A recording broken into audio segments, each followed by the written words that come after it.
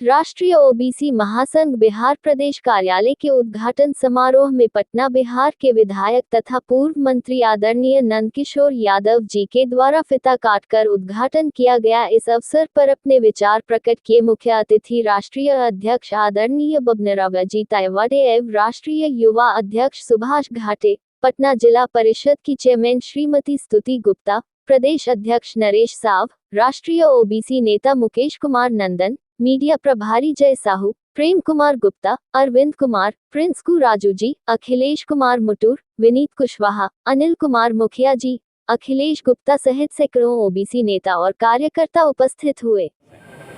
महासंघ ने कई डिमांड्स रखे हैं, उसमें कई तो पूरे भी हो गए। जो इन लोगों ने पहले रखा था डिमांड कि पिछड़ा वर्ग आयोग को संवैधानिक दर्जा प्राप्त हो जाए, संवैधानिक दर्जा प्राप्त भी हो गया।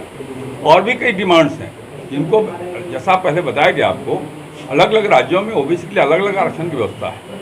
तो अलग अलग राज्यों में अलग अलग स्थितियाँ हैं।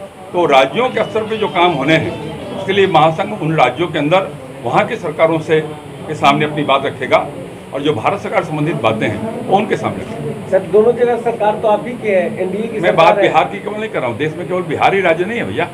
ऑलरेडी इस बिहार पर ही सवाल उठाया जाएगा सर। बिहार में भी एनडीए की सरकार है, गठबंधन की सरकार है, तो बिहार में क्यों नहीं? बिहार में क्यों नहीं मानेंगे? बिहार में तो बहुत है। बिहार में तो पहले से ही है, पहले से ही पिछड़े वर्ग के लिए जितनी आरक्षण की सुविधा है। सौभाग्य कि पहली बार भारतीय जनता पार्टी ने एक ओबीसी समुदाय के लोगों को भारत का प्रधानमंत्री बनाया है। ये भाजपा के लिए गर्व की बात है। लेकिन मैं फिर बार बार एक बात कहता हूँ, अगर हम ओबीसी के उत्थान की बात करते हैं कि किसी वर्ग विशेष के खिलाफ की बात नहीं करते हैं। और आप देश के अंदर देखा होगा आपने कि माननीय प्रधानमंत्री जी ने जो गैर आरक्षित वर्ग के लोग थे उनको भी 10% आरक्षण बिना किसी खून खराबे के दिया। यही भाजपा की नीति है।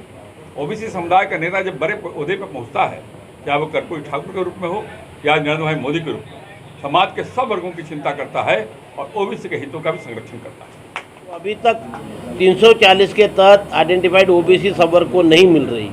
वो सारी सुविधाएं हमें पूरे देश में और हर राज्य में मिलनी चाहिए। इसलिए राष्ट्रीय ओबीसी महासंघ हर राज्य में और पूरे देश में संघर्ष कर रहा है। ये मांगे रख के हर एक स्टेट से उसकी मांग आनी चाहिए, हर एक राज्य से उसकी मांग आनी चाहिए। और केंद्र सरकार हो या जैसा अभी सर जी ने कहा कि सुविधाएं मिल रही, लेकिन और बहुत सारी सुविधाएं जो है वो हमें बिहार सरकार से ओबीसी के लिए मिलाना पड़ेगा। ये अभी तक कोई संगठन सामने नहीं आ रहा था और उनके ध्यान में ध्यान आकर्षित नहीं हो रहा था किसी मांग के तरफ। ये अभी हमारे बिहार प्रदेश के अध्यक्ष एवं उनकी पूरे कार्यकारिणी बिहार सरकार के सभी विधायकों से मिलेगी, मंत्री महोदय से मिलेगी, मुख्यमंत्री महोदय से मिलेंगे। उनका ध्यान हमारे मांगों की ओर आकर्षित करेंगे। जैसा कि हमारे बच्चों को छात्रावास हर जगह में होना चाहिए, हमारे बच्चों को 100% स्कॉलरशिप मिलना चाहिए, फॉरेन में जाने के लिए स्कॉलरशिप मिलना चाहिए, ये विद्यार्थियों के लिए सुविधा है। केंद्र में जैसा हमारे लिए ओबीसी मंत्रालय होना चाहिए, पूरे देश में और हर राज्य में ओबीसी की जात न्याय जनगणना होना चाहिए। जैसा मैंने जब भी कहा कि ये जो राजकीय आरक्षण हमें मिल रहा था 1994 से, तो सुप्रीम कोर्ट के निर्णय से वो अभी थोड़ा अड़चने में आ गया। तो आपके माध्यम से भी हम और केंद्र सरकार से विनती करते हैं कि संविधान के जिस कलम 243D6 और 243T6 से ओबीसी समुदाय को पॉलिटिकल आरक्षण दिया गया है, उसमें अमेंडमेंट करके, दुरुस्ती करके, ये सुप्रीम कोर्ट ने जो ट्रिपल टेस्ट लगाया वो हटा दो और एक अमेंडमेंट करके पूरे देश के 60% ओबीसी को 27% पॉलिटिकल आरक्षण बाहर करो। ये मांग हम आप लोगों के माध्यम से केंद्र सरकार के सामने रख रहे हैं।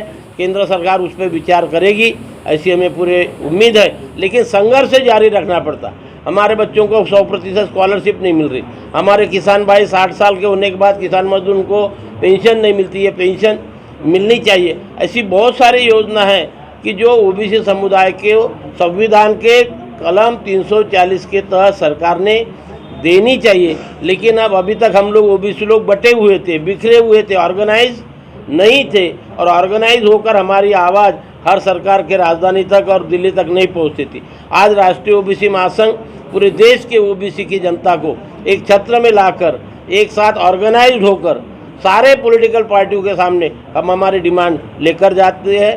उससे विचार विमर्श हो रहा। मुझे ऐसा बहुत खुशी हो रही है। कल ही राज्यसभा में डिबेट चल रहा था तो अपने राज्य के सुशील मोदी जी ने राज्यसभा में बहुत अच्छी बात रखी वहाँ पर कि जो पॉलिटिकल रिजर्वेशन धोखे में आया है इसको सरकार को बचाना पड़ेगा, कुछ नया कानून बनाना पड़ेगा, ट्रिपल टेस्ट करने की गरज नहीं। तो इस तरह से विधायकों के सामने हम संविधान के तहत जो बातें होनी चाहिए वो रखते हैं, उस पर विचार विमर्श होता है, और वो लोकसभा हो, राज्यसभा हो, विधानसभा हो या विधान परिषद हो, वहाँ पर उस पर चर्चा होकर एक साथ सारी मांगे होने वाली नहीं है।